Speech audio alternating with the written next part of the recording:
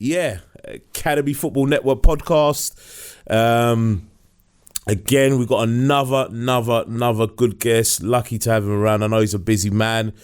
Jamahl Jarrett, head of recruitment. And if I just go through it a bit, I'm thinking, whoa, it's a lot going on. So we're talking about co-owner, Lambeth Tigers. Renowned Lambeth. Renowned. I do have to say that. We're talking about an environment for young boys that is grown. You see them all the time. Loads of London clubs know Lambeth Tigers, definitely. Then we're talking about someone who is a coach. We're talking about someone who, in terms of recruitments, worked with Fulham, Brentford, Palace. In terms of talent ID, we're talking about so many roles, and a credit to the person in terms of how they developed themselves and progressed in an environment that we know is quite tough, especially in recruitment. So we're talking about London coordinator, South London coordinator. We're talking about foundation phase coordinator in terms of recruitment. We're talking about being an assistant to the head of recruitment. We're talking about now head of recruitment. But just hearing that from someone who is probably looked into developing someone in through Lambeth Tigers or grassroots environment. Thank you for coming. It was a little bit of a long one introduction because there's so much on the paper. But thanks, Jamahl, for coming in and giving us your insights of the environment of the academy system. So you want the insights now, sort of how everything. No, we'll just talk. We'll just talk really. So.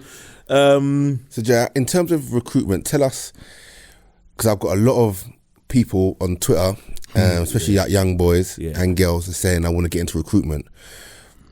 Can you lay out some of the steps that you took to possibly get into the roles that you've kind of been blessed to be in? I mean, I'd say firstly, I think a lot of people need to sort of ask themselves why they want to do it. I think that's important with anything you do. Like you hear people say they want to be millionaires, but if you give them $1 million, they wouldn't know what to do with it. So it's like, why do you want to be in recruitment? Is it because you're seeing the top end game, a lot of money in it? Do you think there's a lot of money at this level? Like, what's the preconceptions that you might have? You know, and this is the thing. I think that's the first question they've all got to ask themselves is why. And once they're able to answer that one honestly, then I would say, like for me, in my journey, I would say we might have been fortunate in terms of meeting the right people at the right time.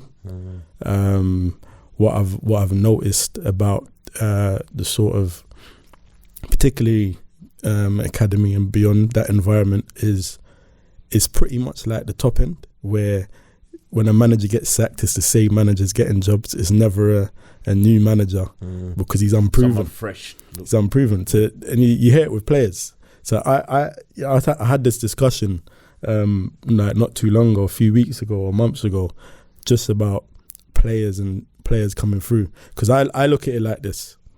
There's in terms of from academy level, there's three things. There's three sort of fundamentals of a player coming to the first team. And that's recruitment, coaching, and then opportunity at first team level. If one of those three things don't work or is not entwined, the player's not going to come through. Now, in terms of recruitment, we've got to identify the top talent. In terms of coaching, they've just got to develop the talent that we bring to the table. So everyone's got their little part to play.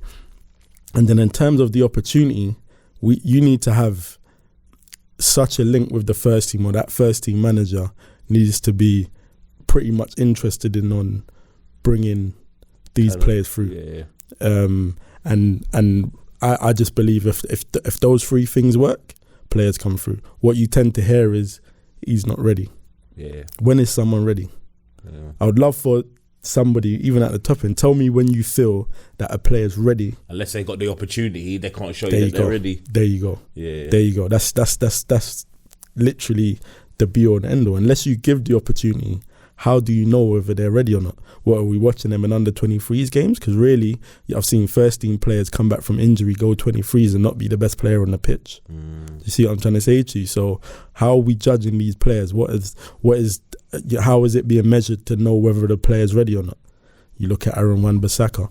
He goes in, first 5 games he's playing most of the teams in the top half of the table, and near enough I think he got man of the match most of those games. You know, or he definitely played. Palace's man of the match. Yeah, he definitely played at that sort of like, you know, top level. And, you know, if you look at him, great introduction for himself. There you go. If you look at him, you know, a few years prior, you know, he's a wide player that may not have been thought of getting into the first team. He wasn't a wing back or a right back. He was a wide player. He's a forward. See what I'm trying to say to you? But he got the opportunity. And fortunate for him, he took the opportunity in those first 5 games. But let's say he played well in 1 game and the other 4 he didn't play well. Yeah. What happens then? He's on a scrappy, well, maybe. That is he, or what should the manager do then? At that point there, and this is where I feel that I do understand the difficulties though. At the top end, you know, you haven't got long. And it's a win business, isn't it? You have to be winning. So at the end of the day, you put in a young player and he's not doing well, there's so many people that's going to be on your back. So it's a difficult one. So I always say it's got to start from the top down and not the bottom upwards. I.e., the in terms of the club's values, what the club's looking for, the type of players you want, the owner has to be the one to dictate that fact. Once he's dictated how he wants it to be, then you get a manager that falls in line with that. Your academy falls in line with that. And then how that will be effective is when you sack that manager, the academy doesn't change when a new manager comes in. And this is what happens, unfortunately. New managers come in. And what they change? They change the whole setup. Formation changes. Yeah. The types of players. Because it's a different manager. He's looking for something different, and then that manager's there for 2 years, and then next manager comes in, changes. Yeah. You know, if you look at Southampton model, they do quite well because they tend to recruit a manager based on the philosophy of the academy and the way they want everything them to play. So when you're seeing players come through there, it might not have been players that might have been thought of the top players in the country, but they fit their philosophy, they get in the system, and then, you know, they build up their reputation over a period of time. So that's where you see those 3 fundamentals working together. And then if we go back to the original question on what should these people do that are looking to get into it, a lot of times they're not getting the opportunity anyway, especially if they've not had. So someone emails the club. I actually look at the emails. Like many people may look at them. Trying to get into I look at them. So I've a lot of my staff that are now that I got one guy that's got a pro at the club in 4 years. He applied via email and looked at it. He wasn't anywhere.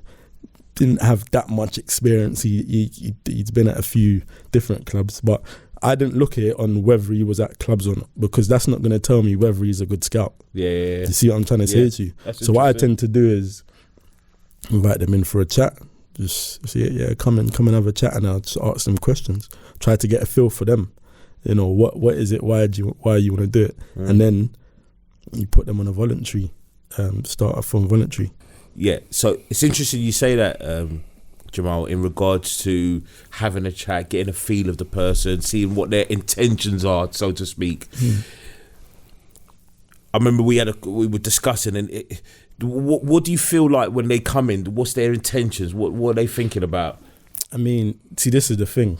A lot of people, I feel they look at the money in football, and that's what they think. Oh yeah, you know, it's lucrative. I'm bringing a player. I'm going to get a 10 million. You know, it's lucrative, and this is so far away from the reality of, especially at this level. Yeah, it's the reality is you may be earning less than a normal job. Yeah, unless you're full time, and even then, in some cases, you can do other jobs and get more money. Yeah. Do you see what I'm saying? You're a lot of the time, and you hear that kind of slogan, you do it for the love of the game, not for the money That's in the it. game. And then look at this. How many people is really going to become full-time in football? Yeah. It's in this one industry as well. There's not really that many full-time recruitment staffs at every club anyway. 100%. You see what I'm trying to say to you? Probably at Cat 2 and below, there's probably 1, 2. Two, if you're 2. Top end Cat 2s may have 3. But that's it. It's up to 3. So it's between 1 to 3. Yeah. Top end Cat 2s. The rest down is it's like you said, 1 or part-time stuff. A lot of part-time stuff. So probably voluntary, so to speak, to want to get their foot in the game. So yeah, it's just that mentality that you definitely get from people. They go, yeah, because you know what I mean. If I can get 5 players in, I'm sure that will get me a house for myself. So it's interesting. So then, Jay, going back to grassroots where it all kind of started, and the kind of, I'll say that the famous Lambeth Tigers, and seeing them boys in the orange kit run up and down. What was it that made you kind of persevere with it and stick with it? With, you know, give a big shout out to David Marriott as well. What was it that made you? Was it purely to build players up to go and play in academy football, or was it more of a community based kind of feel to the Tigers? I mean, you see, the thing is with me is anything I do or I get into, I do it 100%, 200%. Like, I'm tunnel vision to anything that I put into. And the thing is with me is I don't like losing. It's literally I don't like losing, and I don't like not being the best at whatever it is I do. So if there is someone better, I'm always thinking to myself, why are they better than me, and what am I not doing? Do you get what I'm trying to say? Or how can I change the get? Like, how can I be different? Do you get what I'm saying? So when Lambeth Tigers started, it's actually David and his brother that done that. I came to the second session, but the very first session, it was David Marriott and his brother. It's actually his brother. His brother just had all the kids from the estate, and he just coaching them. And he said to David, I want to start a team. And then David's gone over there, and then the next day his brother didn't show up. Do you get what I'm saying? So David's now there, and he's called me. Them times I'm driving buses.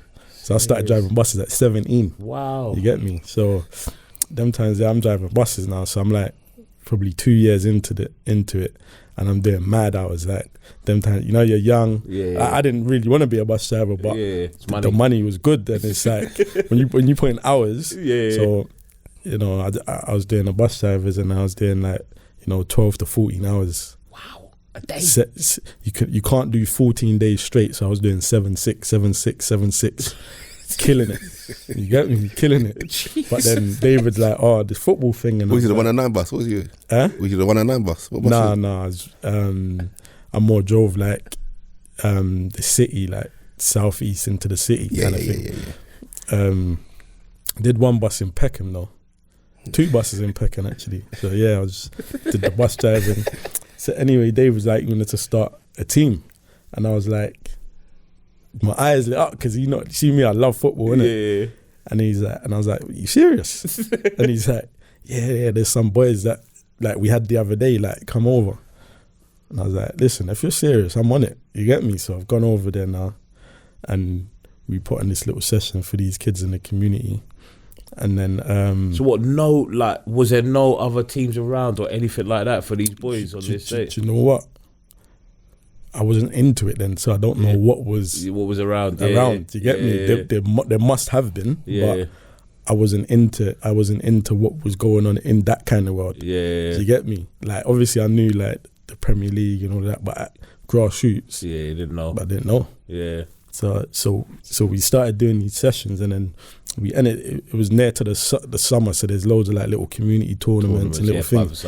So we entered a little tournament in Kenneton, Astro, and it was like shout out Marlon because I think he put this tournament on New Brand, his barber shop on Campbell New Road. Did his son play? Yeah, his son Shannon was at Fulham, then to Spurs. So we entered a team in that tournament, and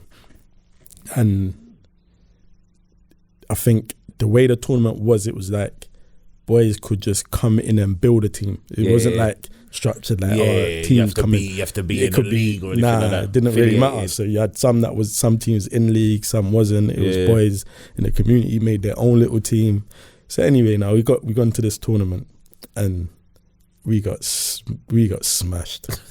I thought he was going to say you won it. I thought he was going to say you won it. But this is the thing. A lot of people don't understand is losing is where the development is. Of course. You get what I'm trying to say?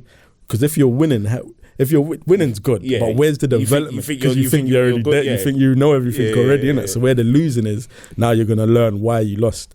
If you're winning, you're not going to really learn. You're not going to think to yourself, why am I winning? You're going to just keep doing what you're doing because you think you got the winning formula in it. So when we lost, we got smashed. And Dave was like, I'm out, man. I ain't doing this no more. I looked at him, I was like, this guy, like, you know, when you're looking at someone you think you can just say to me, we're doing this, and then you're done after that. We lost, you're out. So I said to him, listen, trust me, I got an idea, man. Don't give up yet. Listen, trust me. So you see all the boys that wasn't in teams that entered. Yeah. I spoke to all their parents. I was like, listen, we're starting up something. Like bring them down, innit? Yeah. So we gave them all like little letters that we had.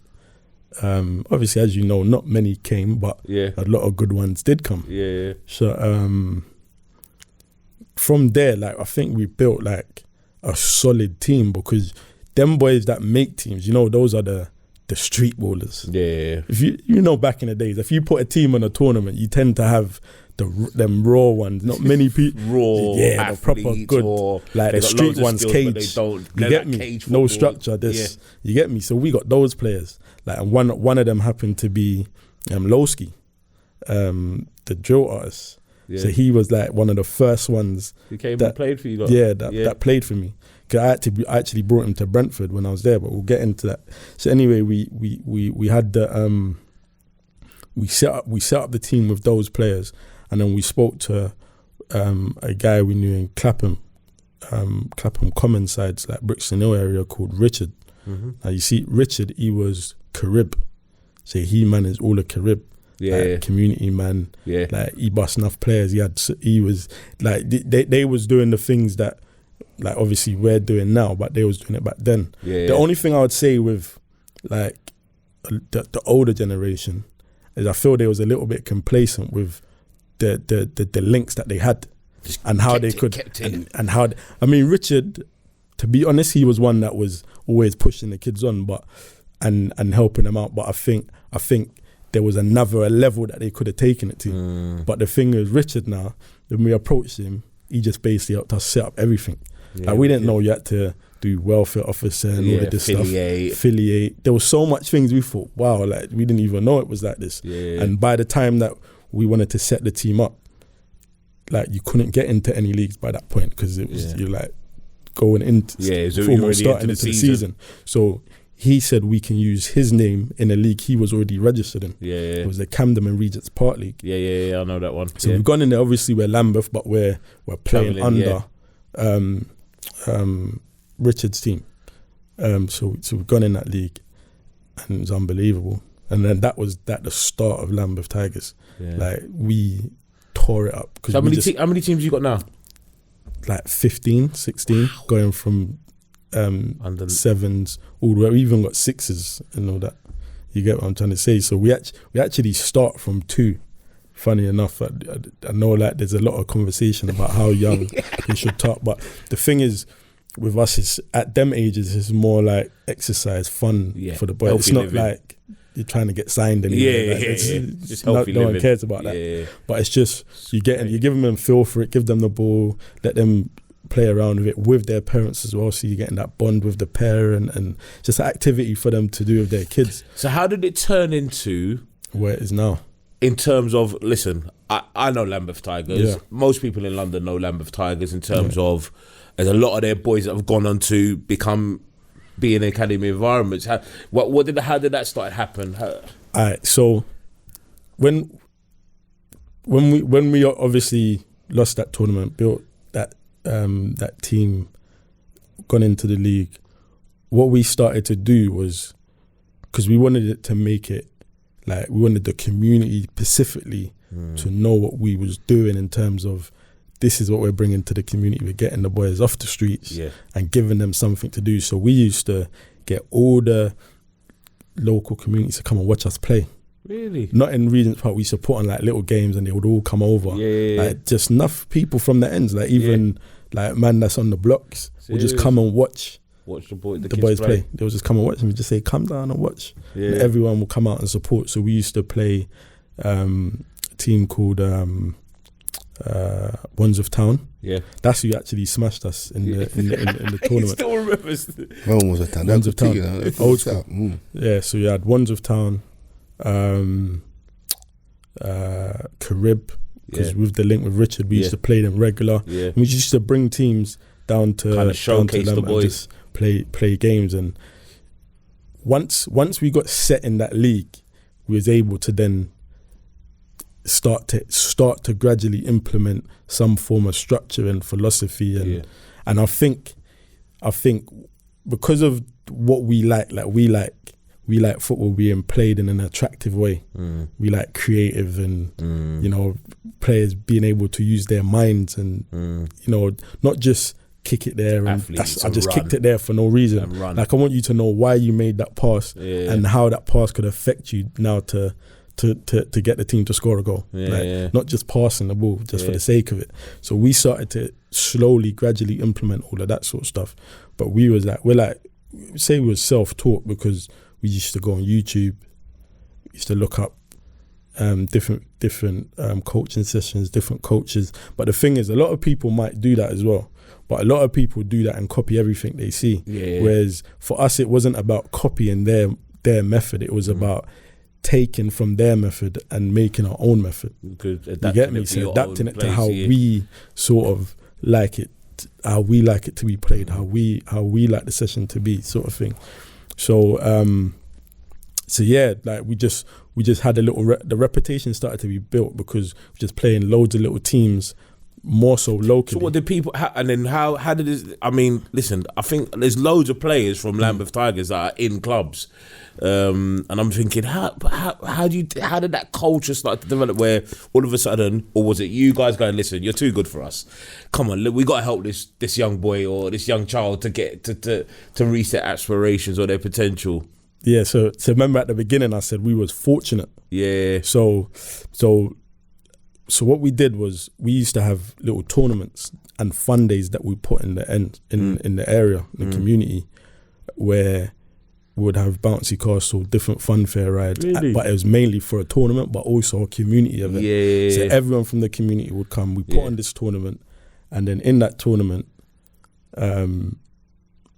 the players that we had did well. So we did a lot of recruiting from schools as well. So throughout that year in the leagues, and we used to just go to schools and recruit a lot of the players, speak to the parents. They would come in, and then with the friendlies that we was playing like every week, invite them in to play, and then you know then we just started to implement loads of different players into the team. So at the end of that season, we put on a fun day tournament. At that tournament, Joe Shields came. So Joe Shields, head of recruitment at Man City currently. He was at Palace before, wasn't he? He was at Fulham, Palace. Yes. He's at Palace, then went to Fulham, then back to Palace, then to Man City. So he's come down and he's like, he liked a player we called Assassin, top player. So he was like, I like the player. Because he's just like in front of goal. He's killing it. So he used to call him Assassin. So anyway, he said he likes him. So he's like, his mum's over there. Just go and speak to the mum. That's like the first time we've ever had that interaction. Like a scout come and, you get me? And that's like the first year. We barely done a year. You get me? She'd be like, the mum's over there. You can speak to the mum. But that's kind of unheard of. Because you see, in terms of clubs, they don't want to lose their best players, so no one's giving scouts the free reign to just go and speak. So he was shocked. He was like, he come and spoke to us after, because he's like, do you know what, like we need to develop a relationship. You get me? Because you know what, usually no one would just like just allow us to go and speak to the coach of a grassroots club will probably go, they want to win. Let me speak to the mum. I'll call you, give me your number, I'll call you. Like all of that sort of stuff, or like, you know, they're not really interested till the end of the season. And things like it's when you do that, you're controlling the opportunity for the kid in the sense 100%. Of you want to win a grassroots trophy, but by the end of the season, they might have found a player that they've signed and that opportunity is gone. These opportunities close up quite quickly. There you go. So I think you got to at least tell the parent and let them decide whether they want to, how they want to do it. So anyway, he's come in, we've had this conversation, and he's invited Assassin into Fulham. So we've gone down there on the first day, watched him at the session, and just developed a relationship with Joe. And we got to know it was like he was early into that academy stuff himself. So he only done a year at Palace before he went to Fulham. And I think he just done a little bits at grassroots as well. So it was a lot of it was new to him as well. So throughout with that relationship, he sort of came on board on the Lambeth Tigers project as well. So he was a massive part of the early years and the growth of Lambeth Tigers. It was myself, Joe, David initially. So he came in, helped out with. He was coach. He actually had a team. Did he? Yeah. Joe had a team. Joe had a team. A lot, and quite a few of those players are the clubs now. No, I think his first team.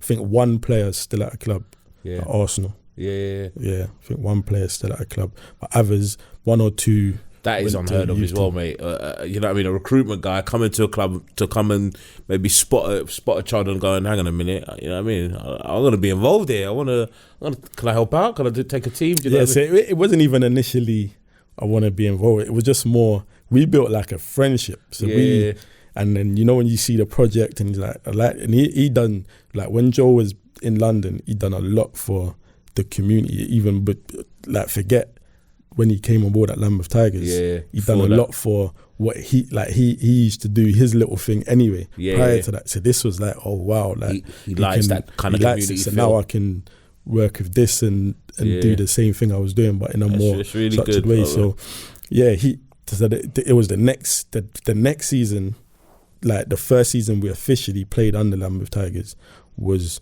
the start of what's become now. So Joe had a team, David had a team, I had a team. First year we had 3 teams. And we killed it. Like when I say killed it, I mean you got a team brand new in the league. They're coming in these bright orange tops.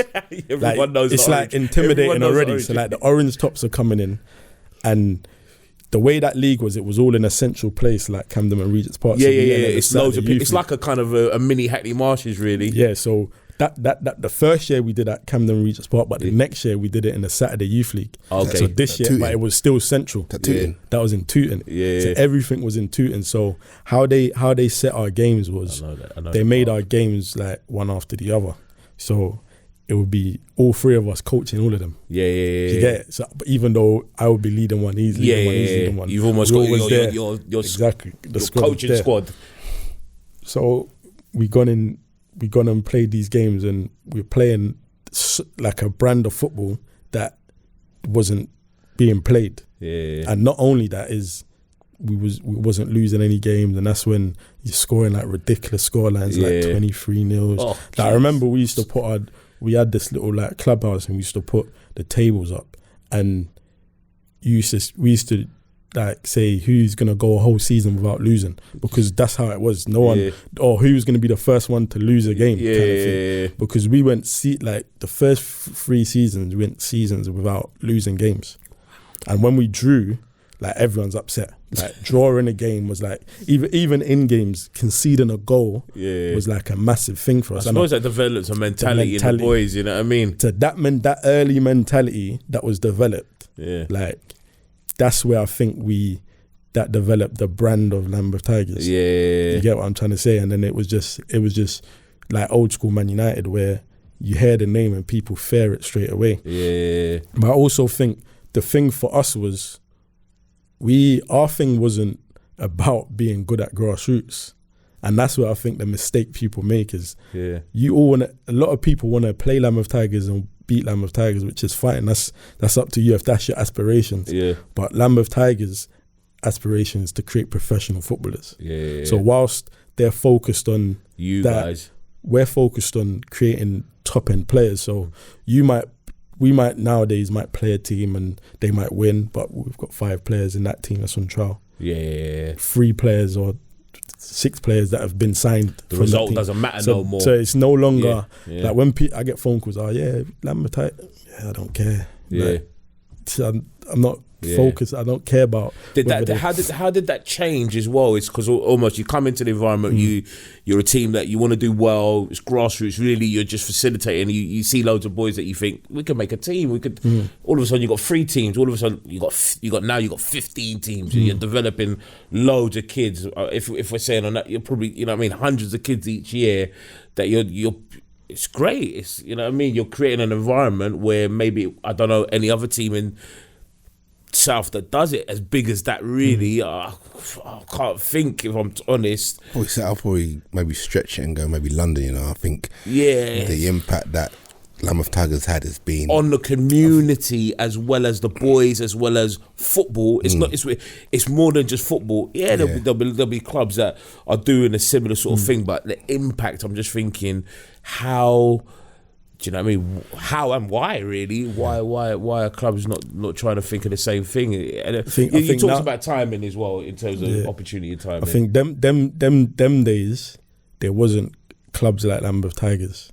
It was a lot different. It was like long ball, and any clubs that had loads of teams.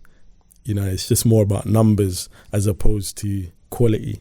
And then we come with a whole different field. So our thing was quality. Everything's about the quality. So we had the 3 teams, then it went to 7, then it went to, see what I'm trying to say? Yeah. So, but it was always about quality, and every single team played the same style of football. Yeah. And that's what partly built the reputation as well. So every team, you're watching the little ones, they're popping it around. Yeah. You're watching the older ones, they're popping it around. It was all the same. Yeah. So I think, and there's obviously good teams that was there before us, like, your Senrabs and some of the teams that players come through. But what I think's happened with, or happened with those clubs is when the name came, it then became more business focused, where you just get loads of players, loads of ages. And this is the thing where the challenge that we have even now is like, we've had coaches that have gone on to clubs. Like a lot of our coaches have, like you see Joe's at Man City, Callum's even at Man City now. You got coach at Millwall, got Arsenal. You got different coaches that have moved on. Recently, and it touched me in my heart. A kid I used to mentee, because my background's education, and a kid I used to mentee. He was a child who was. He pushed the boundary on behaviour in terms of school, and he hit me up on Twitter and he said, "Oh, I just found your name, and he must be 25 now." Shout out to Brandon, and he said he's working with Lambeth Tigers with the younger kids. Brandon. But tall, really tall. Yeah. But he's also doing some stuff in clubs and developing himself. And again, I hear that, and I think also the opportunity that it's given, just like what you're saying, for coaches to come in an environment where they can get a good foundation of how it is to work with a team, how it is to coach, to working with little kids, and that hopefully would develop him in his career in terms of his aspirations for coaching. So I thought that was really good, and it was nice to hear that also that's happening in clubs where they a platform for people to go and develop kids, adults, whatever it might be. And that's what a lot of people don't they don't see that end. So they're thinking, they're not understanding that with Lambeth Tigers, you're constantly losing players to clubs, and this is any time in the season. So no coach can hold back a player. No coach would hold back a player. So it's not wait till the end of the season. Once if that player is scouted, the parent knows straight away. And the opportunity, they get the opportunity to go, and if they're gone during the season, that's it. Done. But then we're also losing coaches to professional clubs where they're getting opportunities. Like we've got number of coaches that are now full-time at various different clubs. So then now you're getting a new coach in, and you have to develop them in terms of understanding the Lambeth way. What it's about, what Lambeth Tigers is about. See what I'm saying? Them seeing the coach, how to like the coach the Lambeth way and all that sort of stuff, and managing that along with the growth of the teams and trying to keep the teams at a good level. You can see where it's not easy because it's constantly changing. But a lot of people, like I said, because of the name, may have just like people's gonna come to Lambeth anyway. So let's just build teams in it, and then that's when everything just waters down. You get me? And we don't want it to water down. So for us, it's about maintaining that quality. Even when a new coach comes, we've got to develop him. You get me? It might take a little while. Teams may not do well, but every team at the club has got a target of players that they need to push on for the season. So you got that's your target in terms of player development, and they got a target in terms of trophies they might want to win or whatever like that. But the main thing is we want to get a minimum of, say, for example, 2 players from each age onto the club pushed on. So it's for them to identify which 2 they think's nearest or who's got the potential, and then just focus. Even though you're focusing on the group, you're sort of keeping that keen eye on those sort of players, whether that's individual development. You know what I'm saying? And I felt that that's what maybe made us stand out from the rest, is that when these players went to clubs as well, they wasn't just, they're gone now, that's it. It was the mentor and the continued training that they would continually get from us. They're not just gone, because what people don't realise is once they go into that environment, they're like a newborn baby again. So they need that support and help to be nurtured all over again. So when you're just leaving them, that's how players are falling back out into the you get me? So, and I think why the numbers grew so much in terms of, I think, what is it, we're like 10 years now, and we've got, I'd say, when I checked recently, like 250 to 300 players within 10 years that have gone on to professional clubs. No joke. 250 to 300, yeah. And did they stay in or just got the opportunity? Any ones that fell out, we got them other clubs. So there's a limited number of players that are not playing at all.